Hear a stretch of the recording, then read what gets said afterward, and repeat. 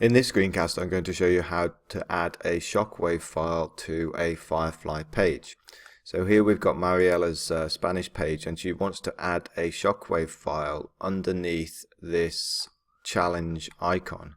So the shockwave files are, let me just go and find the email, are here. So let's just drag those shockwave files to the desktop because we're going to need those a little bit later on. If I can close everything down. So let's just put those on my desktop, drag both of those shockwave files, and there they are. If I click on them, you'll see that they work in my browser. And if I click on this one, there is the other one. And you can see I'm not being very successful with those quizzes. But how do I get them into this page? So what I'm going to do, I'm going to upload these shockwave files.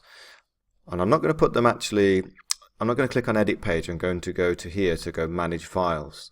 And in manage files, it gives me the ability to put those shockwave files in there. So select files from your computer, and on my desktop, I should have those two shockwave files. Click open. In fact, I think Mariella's already put them there, but I'm just going to keep them there. And now I've got those shockwave files, which is great. And what I'm going to do, I'm just going to right click and open this one in a new tab, and also open the other one in a new tab. So now you can see I've got these shockwave files open. So what I'm going to do, I'm going to right click and copy this URL to that shockwave, and I'm going to put it in an inline frame underneath where she wants it, underneath this challenge question. So edit page, and find that icon. This, she wants to put it underneath here.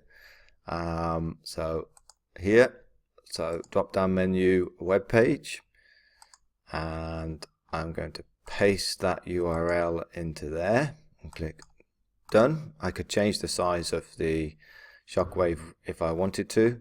Let's have a little look. I think that's probably fine, and I'm going to right click on the other one, so highlight all of that, copy, and go back to the page and do the same thing.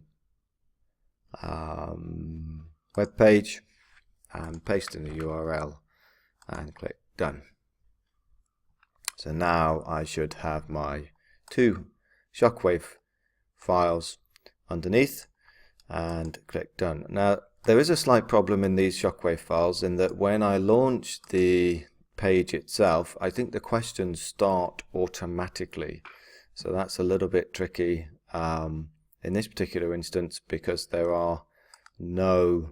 no sort of start button, so you pretty much have to get going straight away and answer both questions at the same time. So that may be a little bit tricky, but that's how you insert a shockwave file into the Firefly page.